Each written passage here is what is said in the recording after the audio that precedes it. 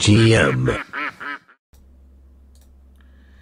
Merry blooming Christmas to you all. I hope you had a lovely day yesterday on Christmas. I hope you drunk too much, ate too much, and, well, enjoyed yourself. And I hope you're still, eating turkey, drinking and being jolly.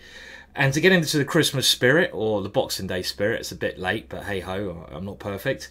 I've got now the GingerGM with the help of Exhibit and Charlie the Chess Cat chess quiz.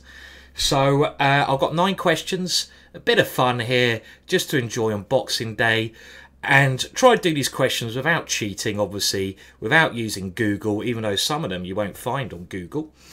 And I've got 4 chess questions and 5 general knowledge questions for you to see how you do. I will tell you the answers to all the questions in the next video that I do. So I'm about to go to my brother's house to have another day of turkey.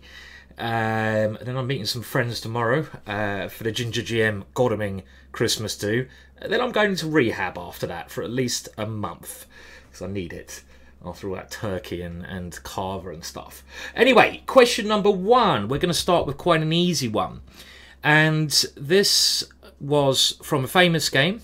For bonus points, if you can name the game, the 2 players, which you should be able to do, this game was, I would say, the most famous position from 2016.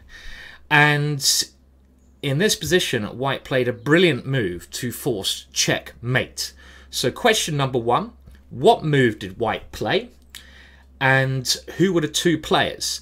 And I'll give you a clue. It's certainly one of the most famous moves of 2016, if not ever, in my opinion.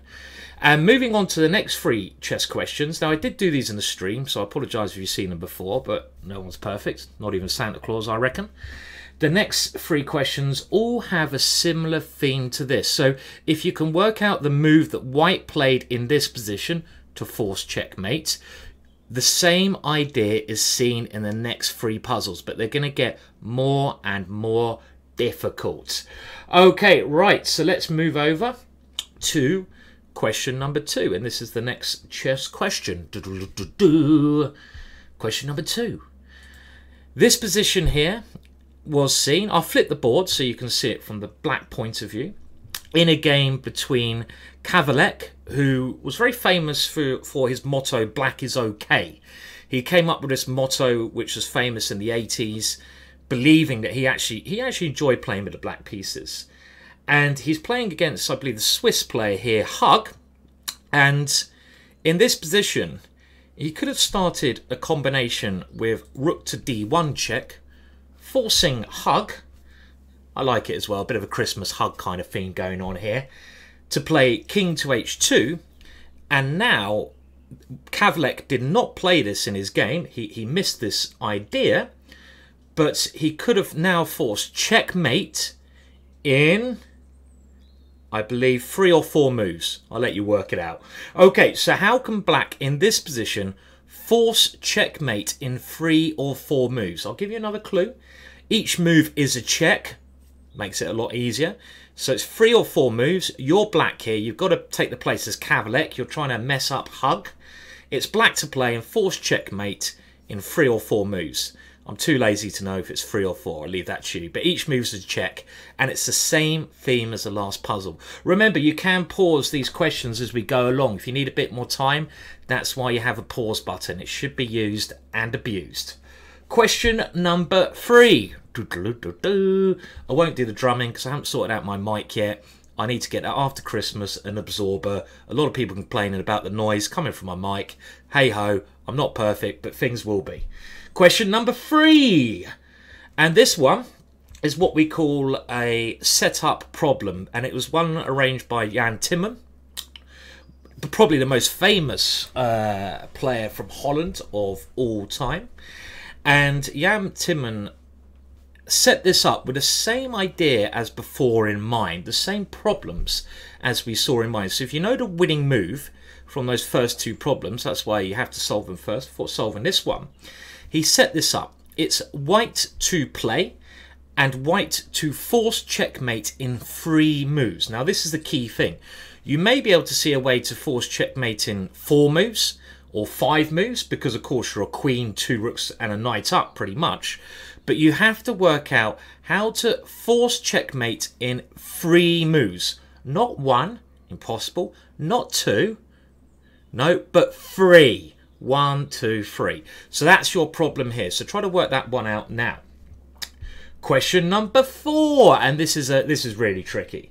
This is a really tricky one, and I'm not even sure that I would be able to solve this one easily. But I thought for the geniuses out there, and remember, do leave your answers below. So if you don't want to know the answers, don't read below, but put them below so I can see who's cracking on. Maybe I'll give a DVD away if I think that you're not cheating, but I'm worried that people might cheat. This is question number 4.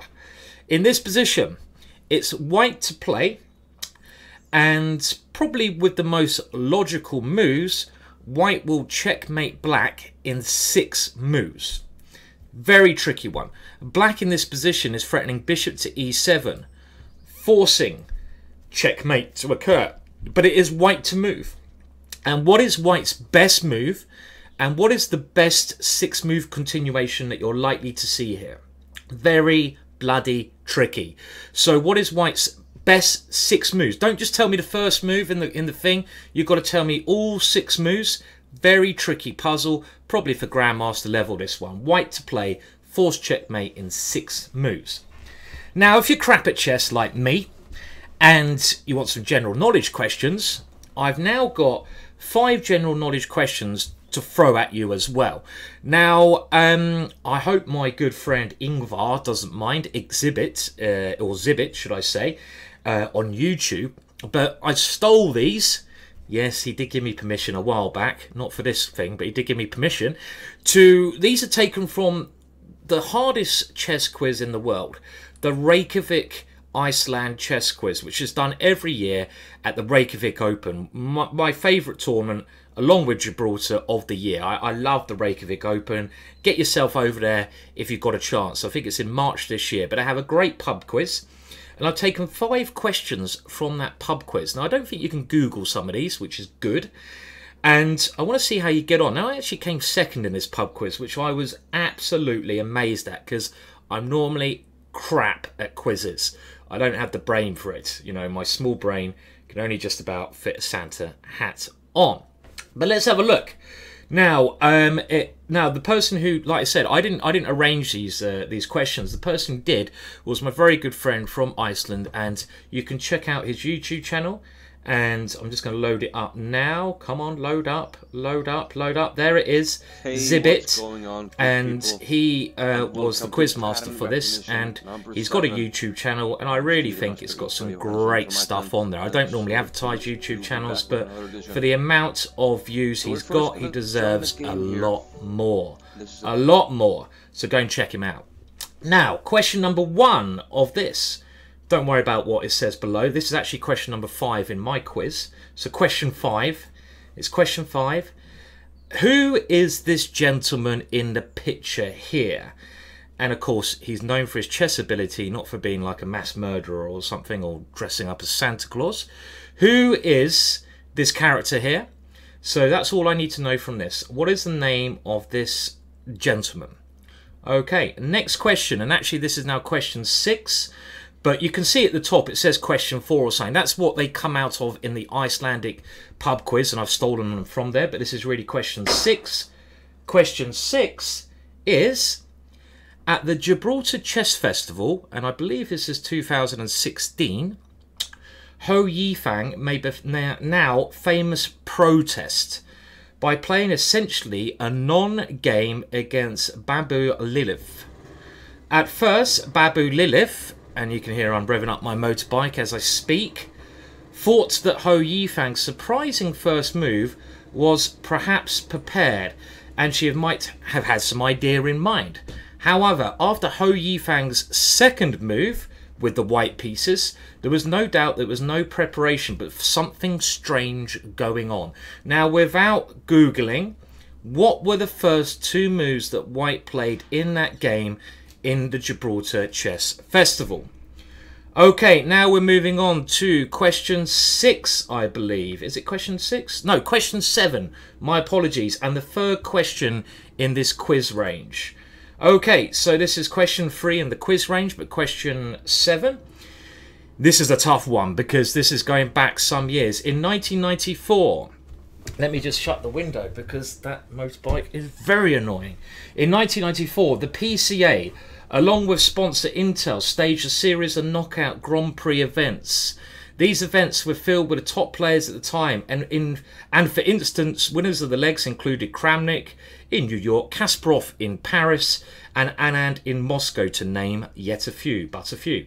In the London leg, the Chess Genius program, not as good as the ones we see nowadays, but still blooming good, fueled by an Intel processor, which probably fuels my, I don't know, like my old phone at the moment, played in the event and scored an upset win in the last round. Who was the player knocked out by the Chess Genius program 1.5 to 0.5? So that's question 3 to you. Can you name the player there? Question 8 or question 4 in this little quiz. Friedrich Samisch is best known for his contribution to opening theory, having 2 well-known variations named after him. Bonus points if you can name those variations or the moves they occurred from. We will, however, ask about 2 tournaments he played in 1969, 10 years before I was born. One in Buzum in Germany and one in Lipkoning, probably said that horribly wrong, in Sweden. In the former, he played 15 games, but in the latter, he played 13 games. So in total, he played 28 games. What happened in every single one of these games in both of the tournaments? So there was something that happened in all 28 games. What was it? And that is your penultimate question and the last question of this little pub quiz or Christmas quiz, whatever you're going to call it. And this is question 5 on the things, or question 9 of the Christmas ones. And this is a good picture. What are the names of these 3 chess players? So you should certainly better recognize one of those players, and I'll give you a point for each of them. But what are the name of the 3 players you see in this picture here? And they're all very famous chess players. And I would say they're all from the same area of the world, to give you a clue, but not the same country. They're actually, I believe, all from different countries, but the same area of the world. Who are those 3 chess players? Okay, well, that is my little Boxing Day quiz for you. I hope you enjoyed that. Something a little bit different. And I'm now going to go and eat some more turkey and probably drink some more beer or something. So enjoy. Get your questions in below this video, and I'll be back with more proper videos soon when I've got a bit of time to recover. But for now, thank you for watching this video. Please do like this video and please do subscribe to my channel if you're not already subscribed. That will help me do more free stuff and more crazy stuff to come. So goodbye from me, and goodbye, oh, not that one, not that one. Goodbye from Charlie the Chess Cat. And there is Charlie the Chess Cat, who has his own Facebook page. You can go and check out Charlie there. That was taken yesterday at our Christmas dinner. So goodbye, and I'll see you all very soon. Bye for now.